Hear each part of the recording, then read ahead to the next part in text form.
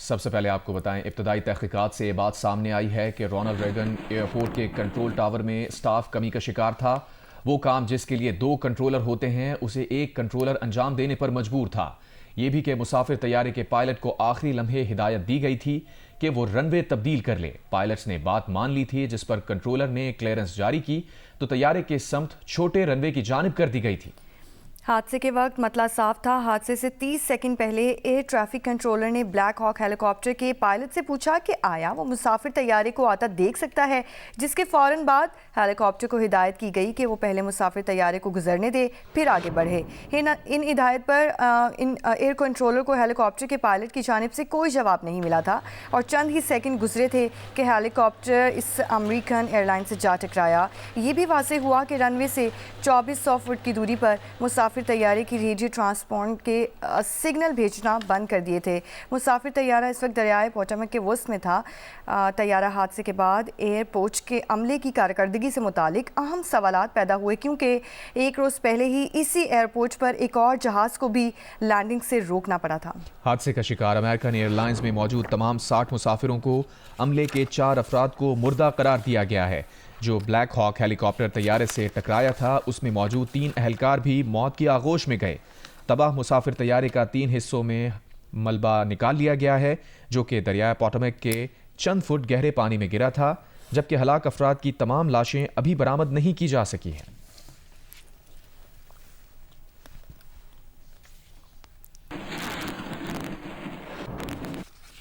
America में मुसाफिर तैयारे से फौजी हेलीकॉप्टर टकराए जाने के वाक़े में हलाक मुसाफिरों में एक पाकिस्तानी खातून भी शामिल है। उसरा हुसैन इस अमेरिकी एयरलाइंस की परवाज़ 5342 में सवार थीं, जिससे अमेरिकी फ़ौज का ज़ेरे तरबियत ब्लैक हॉक हेलीकॉप्टर अचानक टकरा गया था।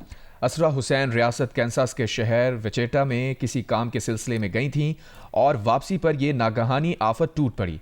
असरा हुसैन के शौहर हमाद रजा ने बताया कि 30 जनवरी को रात 8 बजे के करीब जैसे ही तैयारा रेगन नेशनल एयरपोर्ट के करीब पहुंचा तो उनकी अहलिया ने मोबाइल फ़ोन पर उन्हें टेक्स्ट मैसेज किया कि उनका तैयारा लैंड करने वाला है। हमाद ने जवाबी पैगामात भेजे तो वो मौसूल नहीं किए जा सके, जिसका मतलब था कि उन्होंने ये समझा कि कोई गड़बड़ हो गई है। बदकिस्मती से असरा का भी ये आखिरी पैगाम साबित हुआ। अमरीकी सदर डोनाल्ड ट्रंप ने वाशिंगटन फजाई हादसे का जिम्मेदार साबिक सदर जो बाइडन और डेमोक्रेट पार्टी को ठहरा दिया। ट्रंप ने व्हाइट हाउस में खिताब में बगैर सबूत फराहम किए दावा किया कि फेडरल एविएशन अथॉरिटी में हर किस्म के लोगों की भर्तियां इस हादसे की जिम्मेदार हो सकती है। वज़ीर दिफा पीट हेग्सेथ का कहना है कि फौजी हेलीकॉप्टर तरबियती मिशन पर था, जिस दौरान गलतियां हुई। अमेरिका की फेडरल एविएशन अथॉरिटी के सरबराह ने एलॉन मस्क के साथ इख्तलाफात के बाइस ट्रंप की हलफ बर्दारी से पहले ही इस्तीफा दे दिया था और हादसे के वक्त FFA में सरबराह और नायब सरबराह समेत 8 अहम आसामियां भी खाली थीं।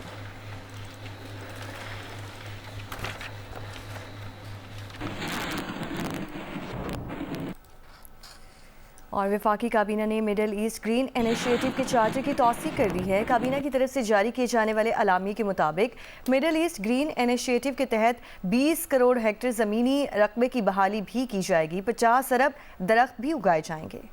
वफाकी काबीना ने हुकूमत पाकिस्तान और यूरोपीय यूनियन के दरमियान टैरिफ रेट्स कोटा तकसीम के मुआहदे की मंजूरी भी दी। वफाकी काबीना ने एहतसाब अदालत 3 को स्पेशल कोर्ट इस्लामाबाद में तब्दील करने की भी मंजूरी दी। वफाकी काबीना ने पायलट से मुताल्लिक़ साबिक़ वज़ीर के बयान का जायज़ा लेने के लिए फैक्ट फाइंडिंग कमेटी तश्कील दे दी। फैक्ट फाइंडिंग कमेटी मुबालगा आराई पर मबनी साबिक़ वज़ीर के बयान के मुहर्रिकात, कौमी एयरलाइंस और कौमी ख़जाने को नुकसान का पता चलाएगी।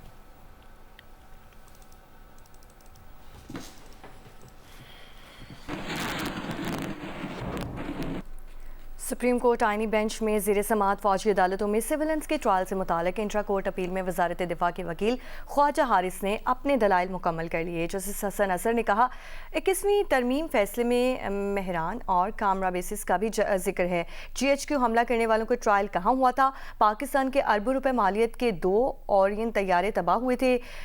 क्या 9 मई का जुर्म इन दहशतगर्दी के वाक़यात से ज़्यादा संगीन है? सुप्रीम कोर्ट के जस्टिस अमीनुद्दीन की सरबराही में 7 रुकनी आईनी बेंच ने फौजी अदालतों में सिविलियंस के ट्रायल से मुतालिक इंट्रा कोर्ट अपील पर समाअत की।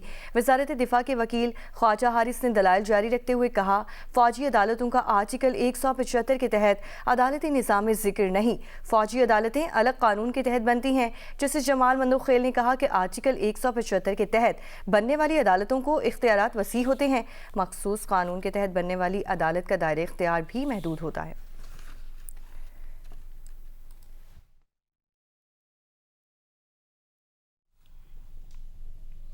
जिला कुरम में 4 माह से रास्तों की बंदिश के बायस शहरियों को इलाज मुआलजे के साथ ईंधन की अदम दस्तयाबी पर शदीद दुश्वारी का सामना है। शहरी ट्रांसपोर्ट ना होने के बायस पैदल आमदोरफ्त पर मजबूर हैं। मजीद सूरत हाल बता रहे हैं नुमाइंदा जियो न्यूज़ अली अफजल अफजाल। जिला कुरम में 4 माह से रास्तों की बंदिश की वजह से जहां पारचनार शहर में लोगों को मुश्किलात का सामना है, इलाज और अद्वियात नहीं मिल रहे हैं, वहां देहात के लोग भी शदीद मुश्किलात का शिकार हैं। मैं इस वक्त पारचनार के नवाही इलाके ज़िड़ान में मौजूद हूँ। यहाँ पे देहाती इलाके के लोगों से पूछते हैं कि वो किन मसाइल का शिकार हैं। काफ़ी डिस्टेंस है पारचनार DHQ हॉस्पिटल। जब हम गाँव से लेकर आते हैं तो मरीज़ तो बदकिस्मती से वो रास्ते में ही एक्सपायर हो जाते हैं। इमरजेंसी जो पेशेंट्स होते हैं, फ्यूल नहीं है कि ये पहले तो पारचनार सिटी में मुकम्मल तकरीबन जितनी भी फूड शॉप्स है वो बंद पड़े हैं, उसमें सामान नहीं मिलता है। और फिर जब मिल जाए, मतलब आटे की बोरी, चीनी की बोरी, सबको पता है कि वो एक वजनी चीज़ है, तो गाड़ियों की ना होने की वजह से लोगों को लाना बहुत मुश्किल हो गया है। तो जब हम जाते हैं, फ्यूल ना होने की वजह से जब उधर पहुंच जाते हैं तो उधर सामान नहीं मिलता, ऑलरेडी वो ख़त्म हो चुका होता है। तो जब भी उधर पहुंचते हैं तो सामान हमें नहीं मिलता है। जी, देहाती इलाके के लोगों की बातें आपने सुनी। लोगों का कहना है कि उन्हें शदीद मुश्किलात दरपेश हैं, क्योंकि रास्तों की बंदिश की वजह से खुराकी अशिया और रोज़मर्रा इस्तेमाल की अशिया पाराचनार नहीं पहुँचते। और जब कन्वाई आ जाती है, देहाती इलाके के लोगों को पता चलता है तो सामान ख़त्म हो जाता है और उन्हें सामान ना मिलने की वजह से मायूसी की हालत में वापस अपने घरों को आना पड़ता है। शहरी मुतालबा कर रहे हैं कि दरअफ्त के रास्ते मुस्तकिल बुनियादों पर खोल दिए जाएँ ताकि अवामी मुश्किलात में कमी आ सकें। कबायली अजला को आइनी तरमीम के जरिए साल 2018 में सूबा खैबर पख्तूनख्वा में ज़म किया गया था। साल 2021 में पहली बार कबायली असाम में बल्दियाती इंतखाबात का इनेकाद किया गया, जबकि बल्दियाती निज़ाम के क़याम के 4 साल गुजरने के बावजूद मुंतखब नुमाइंदों को फ़ंड्स फराहम किए गए और ना ही इख्तियारात। काजी फजलुल्लाह की रिपोर्ट देखिए। 75 साल पसमानदगी के खात्मे के लिए पहली बार 2021 में ज़म अजला समेत सूबा भर में बल्दियाती इंतखाबात कराए गए। सूबे के दीगर अजला की तरह कबायली अजला के बल्दियाती नुमाइंदे भी ताहाल इख्तियारात और फंड से महरूम हैं। हम वही बल्दियाती नुमाइंदगान है जो हमारे 3 साल में तकरीबन 3 हुकूमतें आई है। पहले भी PTI हुकूमत आया था, उसके साथ साथ PDM के 13-14 महीने की हुकूमत आया था, और इसके साथ साथ उसके बाद PTI हुकूमत है, लेकिन किसी ने भी हमारे कबाइलों के वो इख्तियारात नहीं दिए हैं। कबायली अजला की बल्दियाती नुमाइंदों ने सूबे की दीगर मुंतखब नुमाइंदों के साथ मिलकर आईनी इख्तियारात की हुसूल के लिए कई बार एहतजाज किया। 12 साल से सूबा पर हुकूमत करने वाली PTI बल्दियाती नुमाइंदों को इख्तियारात की तफवीज़ पर आमादा हो गई है, जिसमें कोशिश भी करेंगे। लोकल गवर्नमेंट का हक है और कुछ हमारे तहसील के मेंबरान जो तहसील के चेयरमैन साहिबान, उनके फंड मंजूर भी हो चुके हैं। कबायलियों को घर की दहलीज पर तरक्याती मंसूबों की फराहमी के लिए कबायली अजला में कुल 711 नेबरहुड और विलेज कौंसल मुंतखब चेयरमैन और 25 तहसील चेयरमैन हैं। कबायली अजला की पसमानदगी का खात्मा बल्दियाती इदारों को बाइख्तियार बनाने से मुमकिन है। बल्दियाती नुमाइंदों को फ़र्ज की फराहमी और इख्तियारात न मिलने से कबाइल की एहसासी महरूमी बरकरार रहेगी। काजी फजलुल्लाह, जियो न्यूज़, ज़िला खैबर। वज़ीर आज़म शहबाज शरीफ ने एक बार फिर तहरीक इंसाफ को मुज़ाकरात की पेशकश कर दी। वज़ीर आज़म की PTI को पार्लिमानी कमेटी बनाने की पेशकश। काबीना इजलास से खिताब करते हुए वज़ीर आज़म का कहना था 2018 के इंतखाबात की तहक़ीक़ात के लिए जो पार्लिमानी कमेटी बनाई गई थी वो अपने काम मुकम्मल करे। 2024 के इंतखाबात की तहकीकात भी पार्लिमानी कमेटी करेगी। वज़ीर आज़म ने कहा कि 26 नवंबर के धरने का अहाता भी पार्लिमानी कमेटी करे और 2014 के धरने का भी अहाता किया जाए। वज़ीर आज़म ने कहा कि PTI मुज़ाकरात से भाग रही है। हमने बहुत नेक नियति से PTI से मुज़ाकरात किए, वो आए बैठें, हम हाउस कमेटी बनाने को तैयार हैं। स्पीकर साहब के तवज्जुह से मुज़ाकरात शुरू हो गए। उन्होंने हम कमेटी ने डिमांड किया कि आप लिख कर दें, उन्होंने लिख कर दिया। हमारी कमेटी ने फिर कहा कि हम भी आपको लिख कर जवाब देंगे। और अभी मीटिंग 28 तारीख को होनी थी इसी माह की, उससे पहले उन्होंने वो इनकार कर दिया, भाग गए।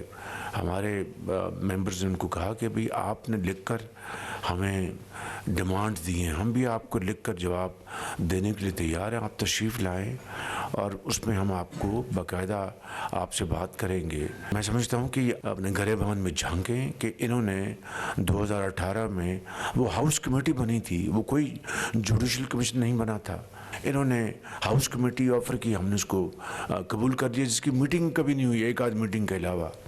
तो मैं समझता हूँ कि ये आएँ, बैठें, हाउस कमेटी के लिए हम तैयार हैं। ये 2018 का इलेक्शन की जो कमेटी बनी वो भी अपना काम मुकम्मल करे और 2024 का फरवरी का इलेक्शन वो भी हाउस कमेटी बने, इसको पूरी तरह वो हक़ाइक़ सामने लेके आए। इस तरह अगर 26 नवंबर के वो धरने की बात करते हैं तो 2014 का जो धरना था उसका भी हाउस कमेटी अहाता करे और 26 नवंबर 2024 का भी अहाता करे। It takes two to tango. मैं बिल्कुल तैयार हूँ सदके दिल के साथ, नेक नीति के साथ कि ये डायलॉग आगे बढ़े, ये पार्लिस आगे बढ़े ताकि मुल्क जो है वो आगे चले, ना कि इनके इंतशार के हाथों मुल्क को नुकसान, ये मुल्क किसी मज़ीद नुकसान का मुतहम्मिल नहीं हो सकता।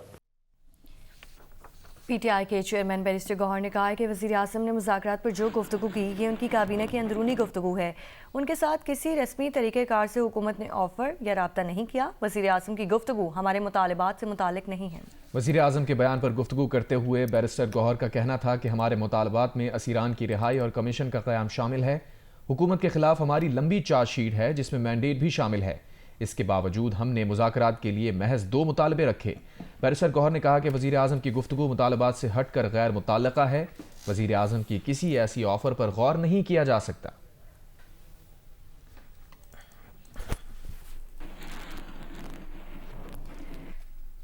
वज़ीर आज़म की पेशकश पर रद्द-ए-अमल में बैरिस्टर गौहर ने कहा कि वज़ीर आज़म की गुफ्तगू गैर मुतालिका है, किसी ऐसी ऑफ़र पर गौर नहीं किया जा सकता।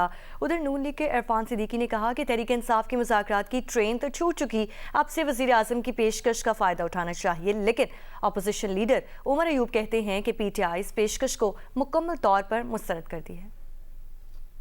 शहबाज शरीफ साहब ने कहा कि मैं सिद्ध के दिल के साथ तैयार हूँ, डायलॉग आगे बढ़े, वो आपको दोबारा दावत दे रहे हैं। शहबाज शरीफ का ये ऑफ़र टोटली रिजेक्टेड। और दूसरी चीज़, शहबाज शरीफ जो अभी बात कर रहा था, लगता है कि स्क्रिप्ट उसको ज़रा डिस्पैच राइडर के ज़रिए लेट पहुंची, बहुत देर कर दी। क्या इसका मतलब ये लिया जाए कि अब आप एक सियासी इत्तेहाद बना के हुकूमत के ख़िलाफ़ एक तहरीक चलाने की तैयारी कर रहे हैं? बिल्कुल यही बात है, हमने शुरू भी किया था। तहरीक तहफ़्फ़ुज़ आईन पाकिस्तान, हमारे जगज़ई साहब जो कि हमारे प्रेसिडेंट हैं तहरीक तहफ़्फ़ुज़ आईन पाकिस्तान, उनकी सरबराही में हम लोग इंशाअल्लाह ताला यही करने जा रहे हैं और मुख्तलिफ पार्टियों के साथ हम लोग बहुत एक्टिवली हम लोग ये इसको आगे लेके जा रहे हैं। दूसरी जानिब नून लीग के सेनेटर तलाल चौधरी ने कहा है कि मुज़ाकरात पीटीआई की फितरत में ही नहीं, मुज़ाकरात में सुनना भी पड़ता है और पीटीआई को सुनने की आदत नहीं। वज़ीर आज़म की ऑफ़र बिल्कुल दुरुस्त है। वज़ीर आज़म बानी पीटीआई की तरह नहीं जो बात कहकर मुकर जाएं। मुज़ाकरात इनकी फितरत में है ही नहीं। मुज़ाकरात में बात करते नहीं है, सुनना भी पड़ती है, इनको सुनने की आदत नहीं। मुज़ाकरात में बात दलील से होती है। जब ये बात करते थे तो अगला आदमी जब दलील से बात करता था तो इनके पास जवाब नहीं होता था। होगा इसका भी कुछ नहीं, पार्लिमानी कमेटी का कुछ होता ही नहीं है, इसलिए वो नहीं मान रहे। ये नून लीग का वज़ीर आज़म है और हम उस तरह के लोग नहीं हैं कि बात करके भाग जाए। हम जो कह रहे हैं करके दिखाएंगे। हमने वही ऑफ़र किया है जो इन्हें पसंद था और उस वक़्त हुकूमत ने इन्होंने हमें ऑफ़र किया था। हमारे कोई दाल में काला होता या दिल में खोट होता तो क्यों ऑफ़र करते, क्यों वज़ीर आज़म पाकिस्तान ऑफ़र करते? और वो भी ये कहते हैं जी बाज़ाब्ता हमें ऑफ़र नहीं हुई। भाई वो बानी पीटीआई नहीं है जो कह के मुकरें, और हम चाहते हैं कि अगर कोई चीज़ है तो आए निकाल लेते हैं। 2013 में भी हमारी हुकूमत थी, 14 में याद करें, हमने कमीशन बनाया। उस वक़्त भी अगर कोई रिज़ल्ट इस तरह का आता तो उस वक्त भी फिर हमारी हुकूमत चली जाती। आज भी हम कह रहे हैं उस वक्त पता था आपको कि साजिश नहीं की, इलेक्शन छीना नहीं है, मगर इस बार आपको पता है कि फॉर्म 45 और फॉर्म 47 का मसला है। इस दफा भी हम पूरे कॉन्फिडेंट हैं। हाँ, अगर कोई ऐसी बात होगी तो हम खुले दिल से घर चले जाएंगे। बहावल नगर में भी सुथरा पंजाब के तहत सफाई का काम जारी है। सफाई शहर के साथ देही इलाकों में भी सफाई मुहिम जारी है। मजीद जानेंगे फहद शफीक से। जी बिल्कुल, सुथरा पंजाब मुहिम के तहत बहावल नगर में भी सफाई सुथराई का काम जारी है। गुज़श्ता दिनों एक इफ्तिताई तकरीब भी इस हवाले से मुनक्किद की गई, जहां पर डीसी बहावल नगर और मकामी MPS के साथ शहरियों की बहुत बड़ी तादाद ने शिरकत की। और इस तकरीब में जो है वो सफाई सुथराई का काम जो है वो एक निजी कंपनी को सौंपा गया। उसके बाद जो है बहावल नगर की मुख्तलिफ यूनियन कौंसिल में 600 से जायद सैनिटरी वर्कर्स जो है वो काम करते हुए नजर आ रहे हैं और 200 से जायद मुख्तलिफ किस्म की जो व्हीकल्स हैं वो गंद इकट्ठा करके डंपिंग साइट पे ले जा रहे हैं, जहां पर इस गंद को डंप किया जा रहा है। गांव की सतह पर भी ये जो मुहिम है वो जारी है। गलियों, सड़कों और चौराहों को जो है वो साफ किया जा रहा है और यहां से गंद इकट्ठा करके डंपिंग साइट तक पहुंचाया जा रहा है। तहसील बहावल नगर में सफाई सुथराई के हवाले से जो है वो तेजी आई है। शहरियों ने भी इस इकदाम को अहसन करार दिया है और सुथरा पंजाब के हवाले से जो है वो बहावल नगर में सफाई का काम जारी है। जी। फैसलाबाद के शहरी जिला इंतजामिया के सामने पार्किंग माफिया के हाथों लुटने पर मजबूर हैं। सड़कों को पार्किंग एरियाज में तब्दील करके रकम बटोरने वाले अफराद शहरियों से मनमानी रकम लेते हैं। इरफानुल्लाह रिपोर्ट करें। फैसलाबाद में पार्किंग कंपनी होने के बावजूद गुंजानाबाद सड़कों पर खुद साख्ता पार्किंग स्टैंड बनाने वालों ने शहरियों की जिंदगी अजीरन कर रखी है। आवाम से पार्किंग फीस के नाम पर मुंह मांगी रकम वसूल की जा रही है। हमारे यहाँ पे पार्किंग लगाई गई है तो यहाँ पे और चार्जेस बहुत हैं। ठीक है, यहाँ पे 20 रुपये लेते थे, वहाँ 40 रुपये ले रहे हैं ये लोग। बहुत मसला बना हुआ है। बाहर हम बाइक खड़ी करते हैं, वो कोई 50 रुपये ले रहा है 25 के, कोई 40 ले रहा है, कोई 60 ले रहा है। अपनी मर्जी कर रहे हैं भाई ना, जिसकी वजह से बहुत ज़्यादा परेशानी बनी हुई है। इंतजामिया का कहना है कि पार्किंग कंपनी के अलावा किसी को पार्किंग फीस वसूल करने की इजाज़त नहीं। फैसलाबाद पार्किंग कंपनी के अलावा अगर कोई वहाँ कहीं किसी भी किस्म का पार्किंग कर रहा है वो गैर कानूनी है और हम उसके खिलाफ कानूनी कार्रवाई भी करेंगे और उनको वहाँ से हटा देंगे। शहरियों का मुतालबा है कि सड़कों को खुद साख्ता पार्किंग में तब्दील करके कमाई का जरिया बनाने वाले अनासर के खिलाफ जुबानी दावों की बजाय अमली इकदामात किए जाएं। कैमरामैन अरियरसलान के साथ इरफानुल्लाह, जियो न्यूज़, फैसलाबाद। और सरगोदा में नहर लोअर जेहलम में फट जाने वाली मेन सीवरेज पाइपलाइन की मुरम्मत का काम आज भी जारी है। एक रोज़ कबल सीवरेज की 72 इंच की पाइपलाइन फटने से नहर के पानी ने हमीद टाउन और करीबी आबादियों का रुख कर लिया था। नहर को बंद करके आबादियों को महफूज बनाया गया है, जबकि सीवरेज लाइन की मुरम्मत का काम 72 घंटों में मुकम्मल किए जाने का इम्कान है। मलिक मोहम्मद असगर मजीद बताते हैं। जी, सरगोदा में सरकारी महकमों की मुजरमाना गफलत के बाइस नहर लोअर जेहलम में म्यूनिसिपल कॉरपोरेशन का 72 इंच का सीवरेज पाइपलाइन जो कल फट गया था, आज भी उसकी मरम्मत का सिलसिला जारी है। यहाँ पर 2 माह कबल भी इसी किस्म का वाक़या पेश आया था। इसी नौइयत का यही सेम 72 इंच का सीवरेज पाइपलाइन जो है वो फट गया था, जिसकी वजह से बेशतर आबादियों में पानी दाखिल हो गया था। इस वक्त भी अगरचे यहाँ पर काम हो रहा है, लेकिन अफसोस इस सारी सूरत हाल का है कि 2 करोड़ रुपए की खतीर रकम इस सीवरेज पाइपलाइन पर 2 माह कबल लगाया गया, लेकिन अब इसकी इंक्वायरी कराई गई, लेकिन इंक्वायरी के क्या नताइज बरामद हुए उसका कुछ पता नहीं। नहर लोअर जेहलम भी बंद कर दी गई और इन लोगों का कहना है कि आइंदा 72 घंटे तक इसकी मरम्मत का काम मुकम्मल करके दोबारा नहर लोअर जेहलम को बहाल किया जाएगा। 8 फरवरी से शुरू होने वाली सह मुल्की वनडे सीरीज और चैंपियंस ट्रॉफी के लिए कौमी क्रिकेट टीम का ऐलान जल्द मुतवक्के है। तफसीलात बता रहे हैं जियो न्यूज़ के नुमाइंदे सुहेल इमरान। पाकिस्तान क्रिकेट टीम की जो अब आने वाली असाइनमेंट है वो है सह अफ्रीकी सीरीज, जो कि 8 फरवरी से खेली जानी है। यहाँ पर लाहौर में उसका पहला मैच है। उसके लिए पाकिस्तान का जो वनडे स्क्वाड है, कभी इम्कान है कि आज उसका ऐलान कर दिया जाएगा। न सिर्फ सह अफ्रीकी सीरीज के लिए स्क्वाड का ऐलान किया जाएगा, बल्कि चैंपियंस ट्रॉफी जिसके लिए पाकिस्तान टीम वो वाहिद टीम है जिसने अब तक ऐलान नहीं किया, उसका भी आज ऐलान कभी इम्कान है कि कर दिया जाएगा। सह अफ्रीकी सीरीज के लिए 15 से ज्यादा खिलाड़ी शामिल किए जाने की तजवीज़ है और हो सकता है कि 1 से ज्यादा स्पिनर्स को स्क्वाड में शामिल किया जाए और इसके साथ साथ 15 रुकनी स्क्वाड का ऐलान किया जाएगा जो कि चैंपियंस ट्रॉफी के लिए होगा, जिसमें तकरीबन हतमी शक्ल दे दी गई है और चेयरमैन पीसीबी मोहसिन नकवी की जो मंजूरी है उसके बाद उसका ऐलान कर दिया जाएगा।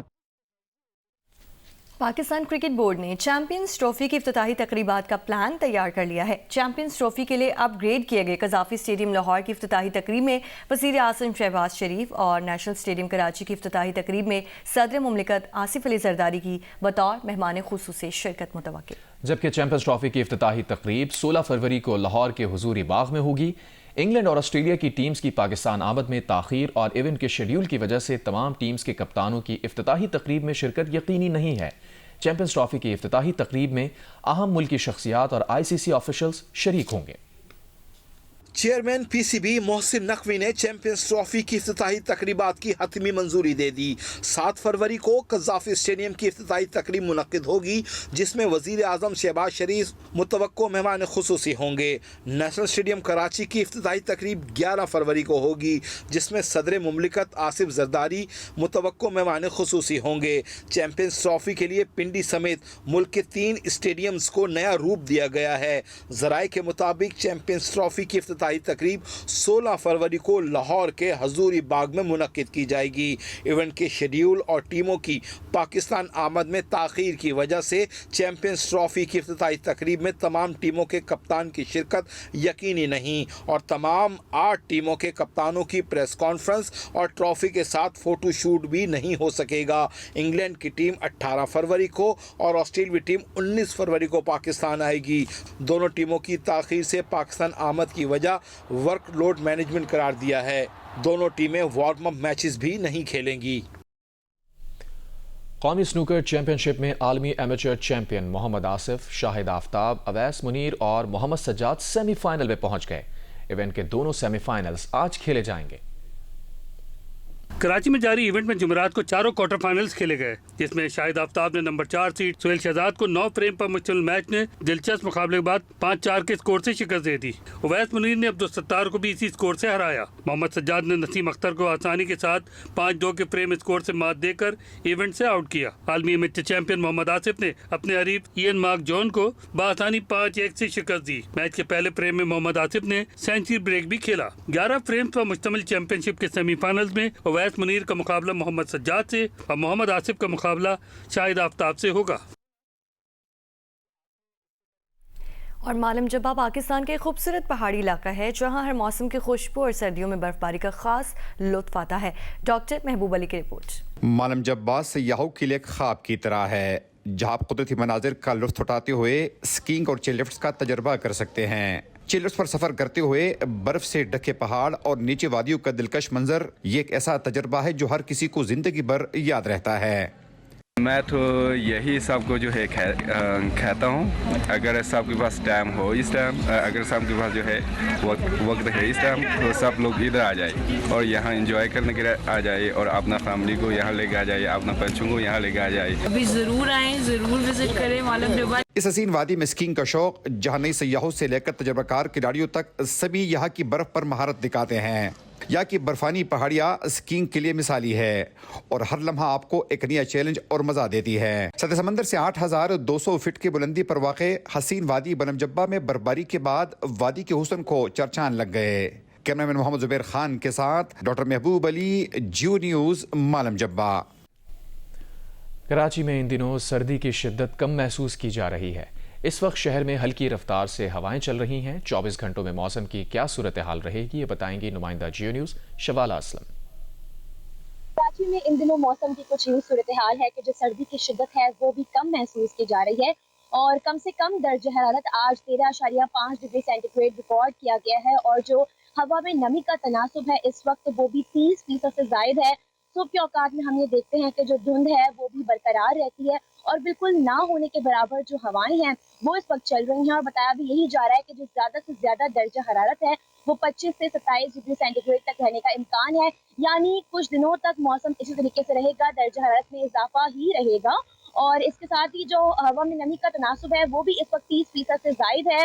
हल्की रफ्तार से चूंकि बिल्कुल हवाएं भी चल रही हैं और अगर फ़िज़ाई मेयार की बात करें तो वो भी इन दिनों जो शहर का फ़िज़ाई मेयार है वो भी बदसूर मुतासिर रहता है। जी, खैबर पख्तूनख्वा के ज़िला करक में आर्ट एंड साइंस मॉडल्स की नुमाइश की गई, जिससे स्कूल के बच्चों ने अपनी तख्लीकी और साइंसी सलाहियतों को पेश करने का शानदार मुजाहरा किया। तफसील देखते हैं करक से इब्रार खटक की रिपोर्ट में। जिला करक में आर्ट एंड साइंस मॉडल्स की नुमाइशी मेले का इनेकाद किया गया, जिसमें स्कूल के तलबा ने साइंस और आर्ट के मुख्तलिफ मॉडल्स पेश किए। नुमाइशी मेले में जिले इंतजामिया और मुख्तलिफ मकतबा फ़िक्र के लोगों ने शिरकत की। तलबा ने कहा कि साइंस के मॉडल्स बनाने का मकसद अपनी सलाहियतों को सामने लाना था। मेरा नाम हमजा जवेद है और मैंने यहाँ पे रॉकेट बनाया, रॉकेट प्रोपल्शन, और मैंने ये इस वजह से बनाया क्योंकि मुझे इस फील्ड में जाना है और मुझे बहुत ज़्यादा इंटरेस्ट है इस फील्ड में। Additional deputy commissioner Shahid Rafiq ने कहा कि इस तरह की सरगर्मियां बच्चों में खुद एतमादी पैदा करती है। बच्चा सिर्फ बुक से नहीं सीख पाता 100%, 50% सीखेगा, 50% वो इसी एक्टिविटी से ही सीखेगा। मुंतजिमीन के मुताबिक आर्ट और साइंस मॉडल्स की नुमाइश तालीम और तफरीह का एक बेहतरीन जरिया है, जहाँ बच्चे सीखने के साथ साथ लुत्फ अंदोज भी होते हैं। कैमरामैन मुनाजिर हुसैन के साथ इब्रार खट्टक, जियो न्यूज़, करक। महकमा तालीम सिंध के ताउन और डायरेक्टरेट प्राइवेट इंस्टीट्यूशन के तहत स्टेम मुकाबलों का इनेकाद। तलबा और तालिबात ने माहौलियात, सनत, बिजली के मुतबादिल ज़राए, ज़राअत और दीगर मौज़ूआत पर अपने प्रोजेक्ट्स पेश किए। रिपोर्ट कर रहे हैं राना जावेद। साइंस, आर्ट्स, रियाजी, इंजीनियरिंग और टेक्नोलॉजी के इम्तिजाज पर मबनी स्ट्रीम प्रोजेक्ट के मुकाबलों में तलबा और तालिबात ने माहौलियात, सनत, बिजली के मुतबादिल ज़राए, ज़राअत और इलेक्ट्रिक व्हीलचेयर की कंट्रोल डिवाइस समेत मुतादिद प्रोजेक्ट शोकेस किए। इसका मकसद ये है कि जो बच्चा है वो उसका नन्हा माइंड है, वो स्मॉल चाइल्ड जो है वो ही एक मजबूत बिल्डिंग ब्लॉक बनाना है।